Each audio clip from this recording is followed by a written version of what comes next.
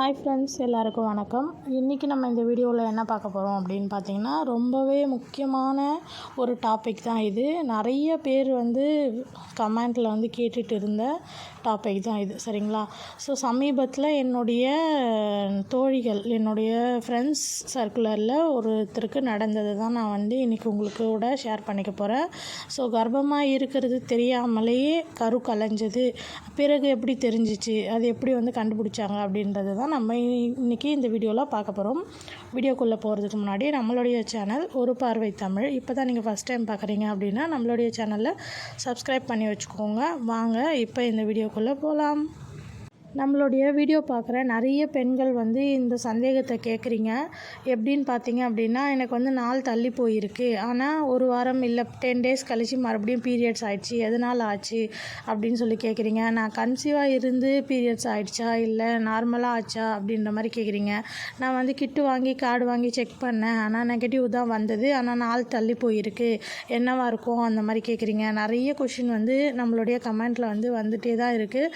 So இதில் எல்லாத்துலேயுமே இது ரொம்ப ரொம்ப இம்பார்ட்டண்டான, ரொம்ப முக்கியமான, எல்லாரும் தெரிஞ்சு வச்சுக்கக்கூடிய ஒரு டவுட்டு தான் இது, சரிங்களா? ஸோ நாள் தள்ளி போயிருக்கு, அதுக்கப்புறமா நம்ம பீரியட்ஸ் ஆகிட்டோம், அதுக்கப்புறம் அது அந்த பீரியட்ஸ் நார்மலாக இல்லை குழந்தை கலைஞ்சு வந்ததா அப்படின்றது எல்லாருமே தெரிஞ்சுக்கலாம் அப்படின்றதுக்காக தான் நான் இந்த வீடியோ போடுறேன். ஸோ இது எனக்கு தெரிஞ்ச ரொம்ப க்ளோஸான ஒருத்தருக்கு நடந்தது தான், சரிங்களா? அவங்க ஃபஸ்ட்டு அவங்களுக்கு ஒரு குழந்தை இருக்குது. ஸோ அந்த குழந்தைக்கு அப்புறமா ஒரு 10 இயர்ஸ் கிட்டத்தட்ட ஆக போகுது. இது வரைக்கும் அவங்களுக்கு செகண்ட் பேபி நிற்கவே இல்லை, சரிங்களா?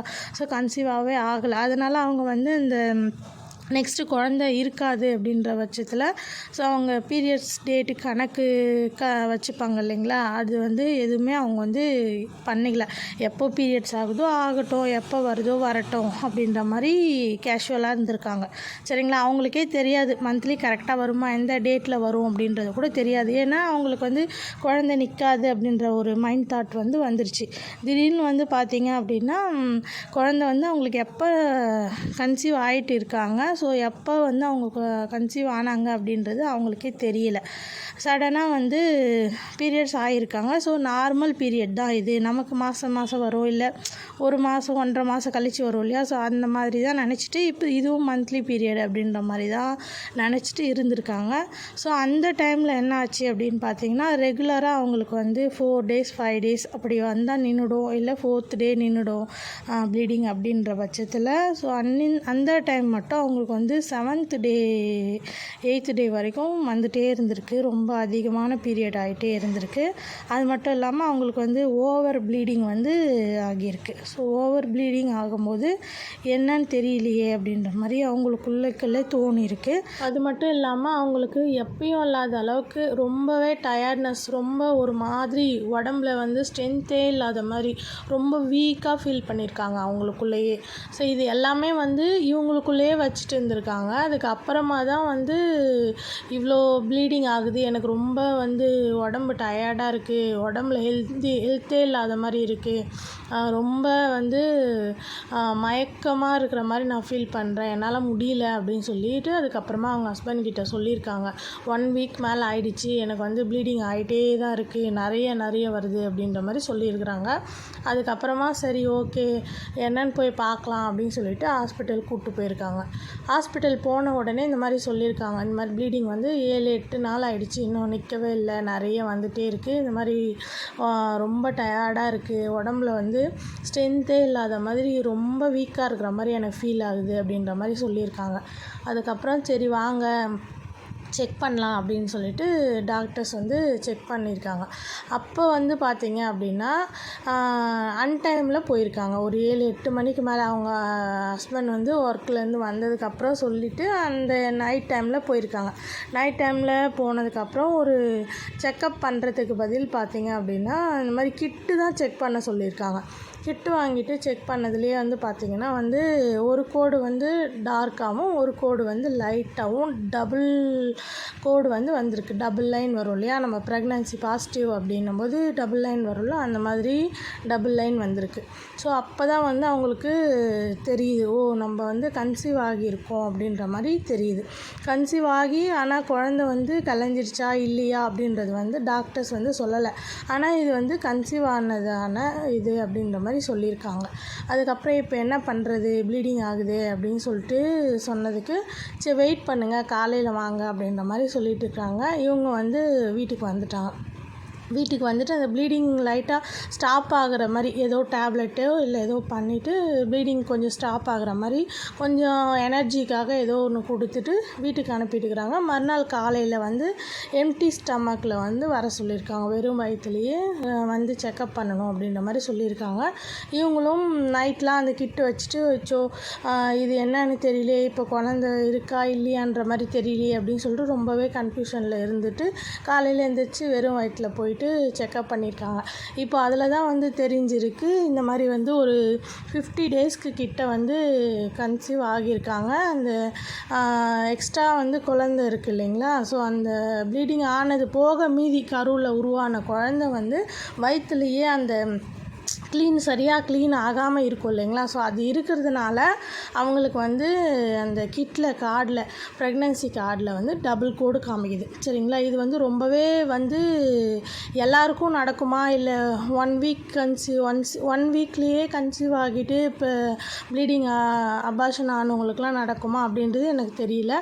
ஸோ இவங்களுக்கு வந்து 50 டேஸ்க்கு கிட்ட 45 டேஸ்லேருந்து 50 டேஸ் கிட்ட ஆனதுனால ஸோ அவங்களுக்குள்ள ஒரு லெவலில் குழந்தை வளர்ந்துருக்கும். ஸோ அந்த குழந்தை சரியாக வெளியே வராததுனால வயிற்றில் குழந்தை இருக்கிற மாதிரி டபுள் கோடு காமிக்குது. சரிங்களா, ஸோ நம்ம இதுலேருந்து என்ன தெரிஞ்சுக்கலாம் அப்படின்னு பார்த்தீங்கன்னா, ஸோ ஒரு 10 டேஸ் அந்த மாதிரி வந்து நாள் தள்ளி போயிட்டு ப்ளீடிங் ஆகுது இல்லைங்களா, ஸோ அவங்க வந்து ஏன் எனக்கு ப்ளீடிங் ஆச்சு, எதனால் நான் கன்சீவாக இருந்தேனா இல்லையா அப்படின்ற மாதிரி நிறைய வந்து குழப்பம் இருக்கும். ஸோ அந்த மாதிரி இருக்கவங்க வந்து தெரிஞ்சுக்கலாம்.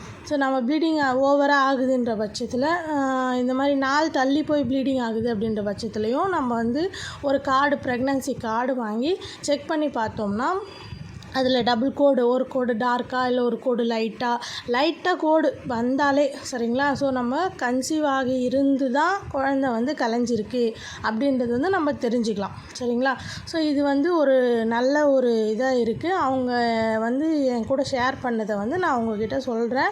ஸோ இது வந்து ரொம்பவே நல்ல ஒரு எல்லோரும் தெரிஞ்சிக்க வேண்டிய ஒரு இது. சரிங்களா, அது மட்டும் இல்லாமல் நம்ம வந்து எவ்வளோ தான் வருஷம் ஆனாலும் அடுத்து குழந்தைக்கு நம்ம ட்ரை பண்ணுறோம் அப்படின்ற போது நம்ம ஒரு டைமும் பீரியட்ஸ் டேட்டை வந்து நம்ம கண்டிப்பாக பெண்கள் எல்லாருமே நோட் பண்ணி வைக்கணும். சரிங்களா, ஸோ சும்மா காலண்டரில் ஒரு ரவுண்டு போட்டு வைங்க, இந்த டேட்டில் பீரியட் ஆகிருக்கு அப்படின்ற மாதிரி ஒரு ரவுண்ட் போட்டு வைங்க, கண்டிப்பாக யூஸ் ஆகும். ஏன்னா அடுத்த மாதத்தில் உங்களுக்கு நாள் வந்து தள்ளி போயிருக்கிறது வந்து உங்களுக்கு தெரிய வரும். ஸோ அதுக்கப்புறமா ஒரு 3 நாள் 4 நாள் இல்லை 1 வீக் தள்ளி போயிருந்தாலே நம்ம அதுலேருந்து கொஞ்சம் கேர்ஃபுல்லாக இருந்துக்கலாம். சரிங்களா, நமக்கு வந்து நாள் தள்ளி போயிருக்கு, ஸோ நம்ம வந்து ஹெவி ஒர்க் செய்யக்கூடாது, ஸ்டெப்ஸ் ஏறி இறங்கக்கூடாது, இந்த மாதிரி வந்து ஸ்வீட் ஓவராக எடுத்துக்கக்கூடாது அப்படின்றது வந்து நமக்கு தெரிஞ்சுக்கிட்டு நம்ம கொஞ்சம் கேர்ஃபுல்லாக இருக்கலாம். ஸோ இவங்க கேர்லெஸ்ஸாக இந்த மாதிரி இருந்ததுனால தான் ஒரு குழந்தை வந்து அவங்களுக்கே தெரியாமல் இந்த மாதிரி ஆகியிருக்கு, மிஸ் ஆகிடுச்சு. சரிங்களா, ஸோ இது வந்து இவ்வளோ நாளுக்கு அப்புறம் குழந்தை வந்து நமக்கு நின்று இருக்கே, ஆனால் நம்ம மிஸ் பண்ணிட்டோமே அப்படின்னு அவங்களுக்குள்ளே எவ்வளோ வருத்தம் இருக்கும் இல்லைங்களா. ஸோ இந்த மாதிரி நம்ம தடுக்கலாம் அப்படின்றதுக்காக தான் நான் சொல்கிறேன். எவ்ரி மந்த் நீங்கள் பீரியட் ஆகும்போது அந்த டேட்டை வந்து நோட் பண்ணி வச்சுக்கோங்க. அது உங்களுக்கு ரொம்பவே யூஸ்ஃபுல்லாக இருக்கும். எல்லா பெண்களுடைய கடமை இது. குழந்தைக்காக வெயிட் பண்ணுறோம், எங்களுக்கு நெக்ஸ்ட்டு குழந்தை வேணும் அப்படின்றவங்க கண்டிப்பாக இது வந்து நோட் பண்ணி வச்சுக்கோங்க. ஓகே ஃப்ரெண்ட்ஸ், இந்த வீடியோவிலேருந்து நம்ம ரொம்பவே ஒரு முக்கியமான விஷயத்தை வந்து தெரிஞ்சிகிட்ருப்போம். ஸோ இது வந்து 1 வீக்கில் பாசிபிளா அப்படின்றது எனக்கு தெரியாது.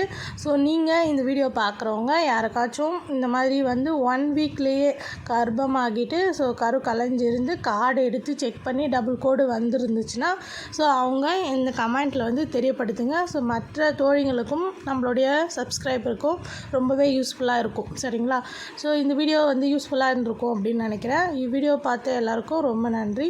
இந்த வீடியோ பற்றி உங்களுக்கு மேலும் ஏதாவது சந்தேகங்கள் இருந்துச்சுன்னா கமெண்ட்டில் தெரியப்படுத்துங்க. நன்றி, வணக்கம்.